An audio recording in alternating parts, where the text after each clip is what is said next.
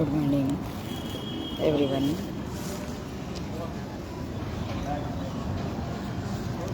आज हम 5 प्राण और 5 उपप्राण की चर्चा करेंगे। सभी को अभिनंदन वंदन। हमारे शरीर में 5 प्राण होते हैं, 5 उपप्राण होते हैं।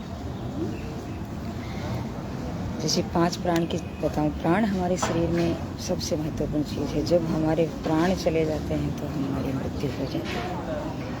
जब तक हमारे अंदर प्राण हैं तब तक हम जिंदा हैं। जब प्राण निकल जाएंगे उसके बाद में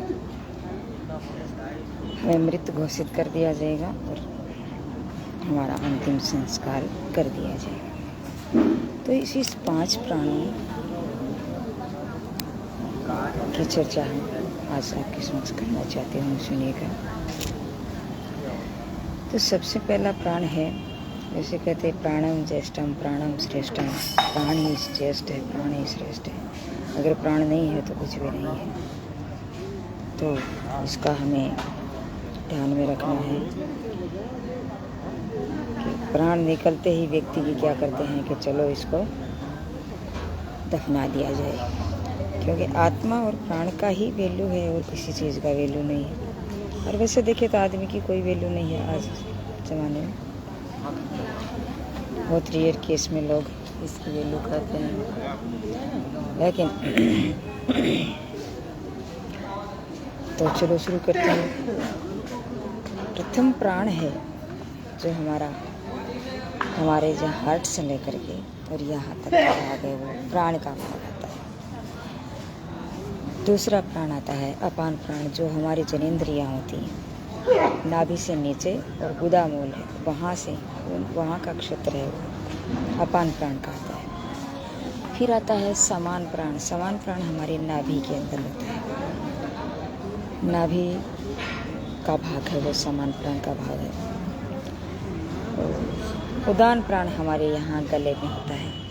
गले से लेकर के ऊपर का जो हमारी जो कर्मेंद्रियाँ ज्ञानेंद्रियाँ सभी वो उदान प्राण के अंतर्गत आती हैं। और व्यान प्राण है जो हमारे पूरे शरीर में व्याप्त होता है। जैसे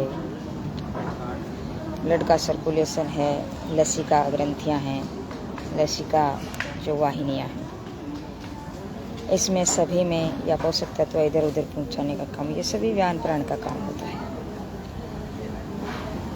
तो अगर हमारा पहला प्राण अगर मजबूत होगा तो हमारे यहाँ हार्ट की प्रॉब्लम है, हमारे जो फेफड़ों की प्रॉब्लम है, कोई प्रॉब्लम नहीं होगी और हम भावनात्मक रूप से मजबूत होंगे। दूसरा प्राण जो उदान प्राण है, अगर उदान प्राण हमारा सही रहेगा तो हमारी जनेंद्रियाँ और क्या कर्मेंद्रियाँ ये सभी हैं वो ठीक होंगी और इसमें हमें बहुत ही फायदा महसूस होगा। तो ये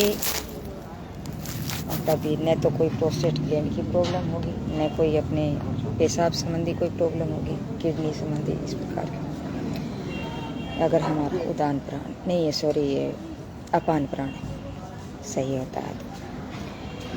फिर बाद में आता है समान प्राण। समान प्राण जो हमारा पाचन तंत्र है, नाभि का भाग है, जठराग्नि है, ये सभी अच्छे से काम करते हैं जब हमारा समान प्राण अच्छे से होता है। उसके बाद में आता है उदान प्राण।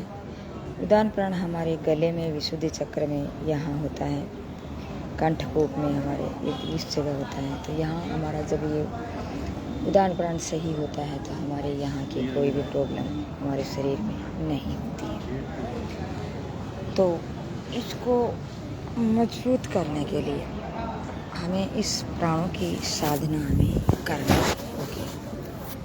तो अगर हम ऐसा करते हैं तो हमें बहुत ही फायदा महसूस होता है।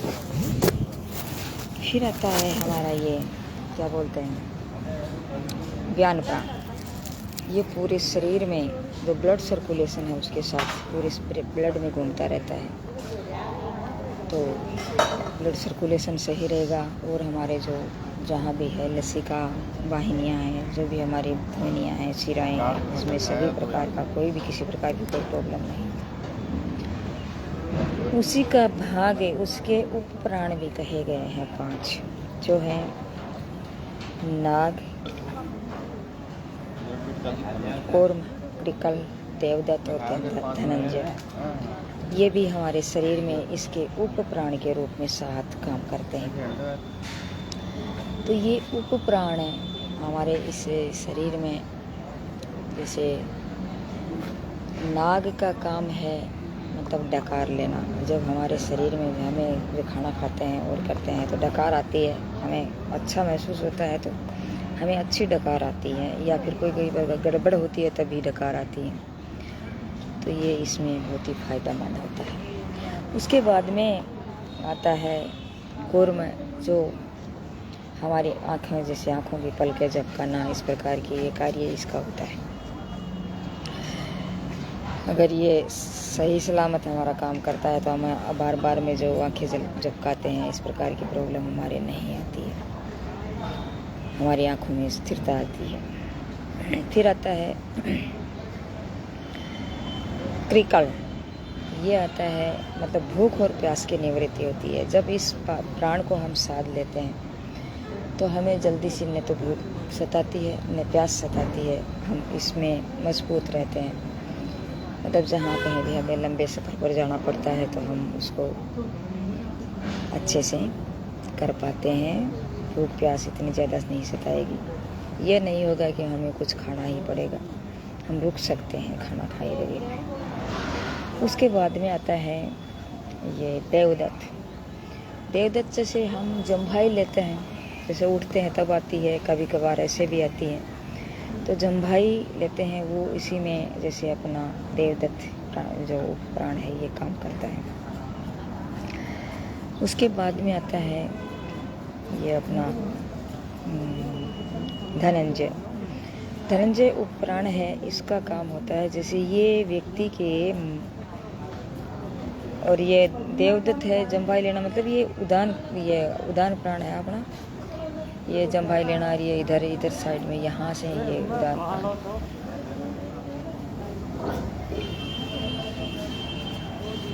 देवदत्त यहीं से ही उसके साथ ही रहता है, ये दान प्राण के साथ।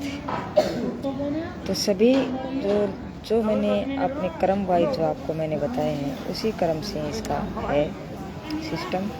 जैसे शुरुआत में प्राण है तो उसका उपप्राण होगा नाग, और अपान प्राण है तो इसका उपप्राण होगा कूर्म, और जैसे समान प्राण है इसका होगा कृकल, और ये देवदत्त है ये इसका होगा उदान प्राण का, और व्यान प्राण है इसका होगा धनंजय। तो ये एक दूसरे के साथ रहते हैं। अब जैसे धनंजय है लास्ट जो प्राण है उपप्राण है, इसमें क्या होता है कि ये मतलब आदमी की मृत्यु पर्यंत बना रहता है। मृत्यु में जब आदमी की मृत्यु हो जाती है उसके बाद में जैसे आदमी की सूजन आती है और रंग पीला सा हो जाता है, तो वो उसी धनंजय प्राण है उपप्राण है उसी की देन है, तो वो उसी मृत्यु पर्यंत तक बना रहता है। तो इसमें व्यक्ति इस प्रकार से हमारे ये प्राण हैं वो काम करते हैं।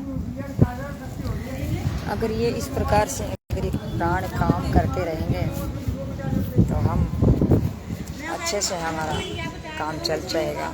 अगर कोई काम ये प्राण हमारे काम नहीं करेंगे तो हमें दिक्कत महसूस हो सकती है। इसलिए सभी से निवेदन है कि अपने प्राणों पर कंट्रोल रखें, अपने प्राणों पर ध्यान दें।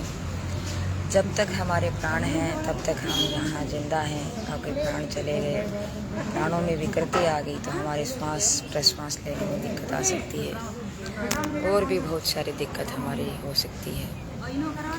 तो आज मैं जो वीडियो बना रही हूँ, बैठा बैठा मैं चले कहते हैं बैठे बैठे क्या करें, करना है कुछ काम करो, शुरू करो अंताक्षरी लोहारी का नाम तो शुरू करो। अंताक्षरी तो किसके साथ करें, लेकिन बैठे बैठे मैं चलो वीडियो बना लेती हूँ। जहाँ भी बैठ जाएं, अगर जब सब कुछ याद होता है तो उसमें बताने की कोई ज़रूरत ही नहीं होती।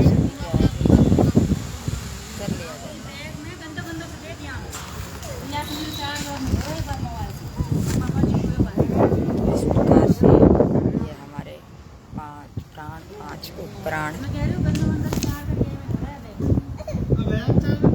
हुए। तो अब आज बस इतना ही, मेरा टाइम हो चुका है, क्योंकि ठाले बैठे रहने तो वाली तुम हो भी नहीं, इसलिए कुछ न कुछ करते रहें तो ज़्यादा अच्छा रहेगा। तो आज जयपुर का आनंद ले रहे हैं। Thank you. जय हिंद, जय भारत। आज इतना ही बस।